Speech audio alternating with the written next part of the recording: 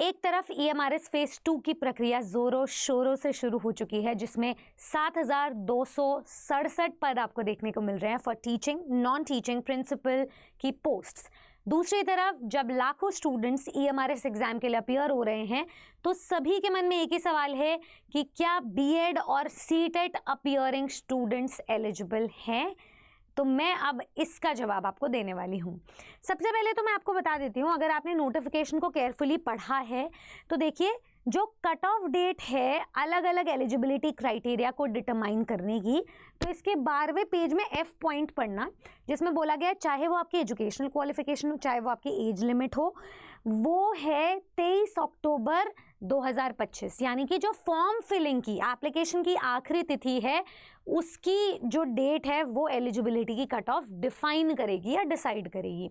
तो आपकी कोई भी एग्जाम की डिग्री है, आपकी एज लिमिट है, आपका कोई भी प्रमाण पत्र है, वो इशू हो जाना चाहिए 23 अक्टूबर 2025 से पहले पहले। तो इससे पहले अगर आप अप्लाई कर रहे हो तो एप्लीकेंट्स को सेटिस्फाई करना पड़ेगा अपने आप को अपनी एलिजिबिलिटी से, और वो एलिजिबिलिटी 23 अक्टूबर तक होनी चाहिए। Even if the last date to submit application form is extended due to administrative reasons, the cutoff date for determining various eligibility criteria will be 23rd of October। ये कहना चाह रहा है कि भले ही किसी भी कारणवश एग्जाम जो एप्लीकेशन फॉर्म है उसकी तिथि को आगे बढ़ा दिया जाए, एक्सटेंड कर दिया जाए, तो भी जो एलिजिबिलिटी की लास्ट डेट है या जो लास्ट डिटरमाइनिंग डेट है वो आपकी 23 अक्टूबर 2025 ही रहेगी। अब मैं आपको यहाँ पर लेके चलती हूँ जो आपका एजुकेशनल क्राइटेरिया है, उसमें जो भी स्टूडेंट TGT या PGT पोस्ट के लिए अपीयर हो रहे हैं, तो पहले ना TGT पोस्ट को देखेंगे, ठीक है। पहले TGT पोस्ट और उसके एलिजिबिलिटी क्राइटेरिया को देखते हैं, उसकी CTET की क्वालिफिकेशन के बेसिस पे, फिर PGT देखेंगे। हालांकि आपको पहले PGT ही शो होगा, पर मैं आपको पहले TGT दिखाऊंगी। देखिए, हाँ ये रहा।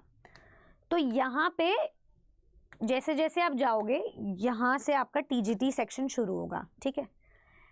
TGT में यहाँ पे बोला गया कि एज में रिलैक्सेशन मिलेगा SC ST OBC और दूसरे कैटेगरीज को, और किसी में रिलैक्सेशन नहीं मिल रहा है, ठीक है। आगे देखिए, जो एसेंशियल क्वालिफिकेशन है उसमें बोला गया है कि आपके पास डिग्री होनी चाहिए, और उसमें कुछ पासिंग परसेंटेज भी दिया हुआ है कि 50% मार्क्स हो या 55% मार्क्स हो, ठीक है। तो अगर मैं BEd डिग्री की बात करूं, यहाँ पर यही दे दिया कि आपके पास BEd डिग्री है 50% एग्रीगेट मार्क्स के साथ, मतलब आपकी मार्कशीट आ गई है, मतलब आपका उसका रिजल्ट आ चुका है, ठीक है। तो यहाँ देखिए, जैसे बैचलर्स या honours degree from a recognised institute, तो आपकी एजुकेशनल इंस्टीट्यूट की भी डिग्री आ जाए 50% मार्क्स के साथ सारे सब्जेक्ट में, या फिर आगे ये भी बोला गया प्रोवाइडेड कि स्टूडेंट के पास BEd MAd डिग्री हो 50% मार्क्स के साथ। अगर एग्रीगेट आपको 50% मार्क्स निकालने हैं तो वो तो तभी निकलेंगे जब आपकी सारे सेमेस्टर की मार्कशीट आ गई है, जब आपका पूरा रिजल्ट आ चुका है, राइट। ये बात आपको समझनी है। साथ में देखिए, यहाँ पे जो BEd डिग्री की बात की गई है, BEd degree from NCT recognised institution with at least 50% marks, तो यहाँ पे कहीं पे भी अपीयरिंग नहीं दिया हुआ है, हर जगह पास्ड है।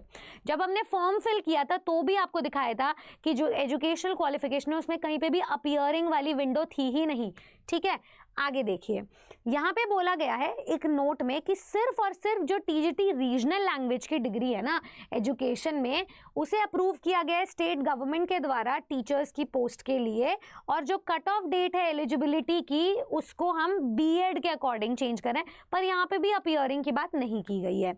और तीसरी बात ये, अगर मैं CTET एग्जाम की बात भी करूँ तो उसमें लिखा हुआ है क्वालिफाइड, क्वालिफाइंग नहीं लिखा हुआ है। तो क्वालिफाइड का मतलब ये होता है कि आप CTET अपीयरिंग नहीं हो सकते हो, आपका CTET का जो सर्टिफिकेट है वो 23 अक्टूबर से पहले पहले आ जाना चाहिए। अब बात पते की ये है कि CTET का एग्जाम 2025 में तो हुआ ही नहीं, लेकिन 2024 में 3 बार हुआ था।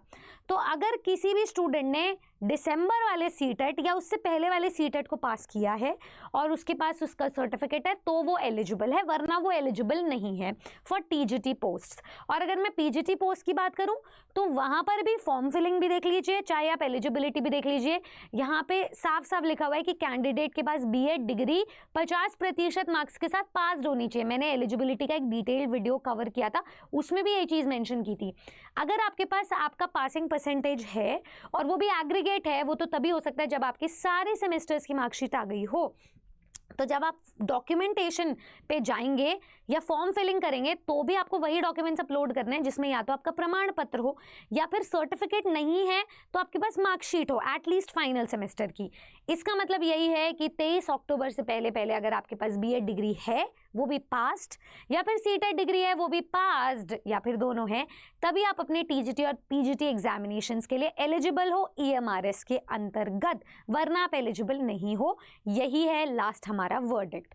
तो मैं अपने स्टूडेंट से यही दरख्वास्त करूंगी कि आपके पास डिग्री है, आपके पास हुनर है, तो आपको तैयारी करने का एक भी मौका मिस नहीं करना चाहिए। आपकी तैयारी की स्पष्टीकरण के लिए टीचर्स अड्डा की पूरी टीम आपके साथ खड़ी है। अभी आपको नवरात्र स्पेशल ऑफर भी मिल रहा है जिसमें टीचिंग महापाक हम महज 1800 रुपये में आपको प्रोवाइड करवा रहे हैं, वो भी ट्रिपल वैलिडिटी के साथ। डेफिनेटली आपको उन्हें यूटिलाइज करना चाहिए क्योंकि एक शिक्षक की गुणवत्ता वहीं से चेक होती है जहाँ पे उनके रिजल्ट शो होते हैं, जहाँ पे उनका एक्सपीरियंस शो होता है, जहाँ पे उनके सब्जेक्ट की वेराइटी और वेरिएशंस चेक होती है। ये सारी चीज़ें केटर करती है टीचर्स अड्डा की पूरी टीम। आप किसी भी एक सब्जेक्ट का हिस्सा बन सकते हैं जहाँ पर आपको जनरल पेपर, उस पेपर का टीचिंग एप्टीट्यूड, उस पेपर में ही आपके सब्जेक्ट का टीचिंग मेथडोलॉजी पढ़ाया जाएगा टियर 1 के लिए, और टियर 2 के लिए आपको अपना सब्जेक्ट डिस्क्रिप्टिव वे में भी पढ़ाया जाएगा। तो हम आपको प्री प्लस मेंस की तैयारी करवा रहे हैं। वो तैयारी का एक भी मौका ना छोड़ें, इसलिए मैं आपको एक डिस्काउंटेड कूपन कोड भी दे रही हूँ, वो है Y449। आप इसे अप्लाई करें और मुझे ये बताएं कि अभी भी आपको बीएड अपीयरिंग या पास में कोई डाउट तो नहीं रह गया है, अभी भी आपको सीटेट अपीयरिंग या पास में कोई डाउट तो नहीं रह गया, या फिर कोई सब्जेक्ट कॉम्बिनेशन में डाउट तो नहीं रह गया है। आप कौन से सब्जेक्ट से ईएमआरएस एग्जाम देने जा रहे हैं मुझे कॉमेंट करके बताइएगा। मैं मिलूंगी आपसे नेक्स्ट इन्फॉर्मेटिव वीडियो में। ऐसे ही जुड़े रहें टीचर्स अड्डा 24/7 के साथ। धन्यवाद।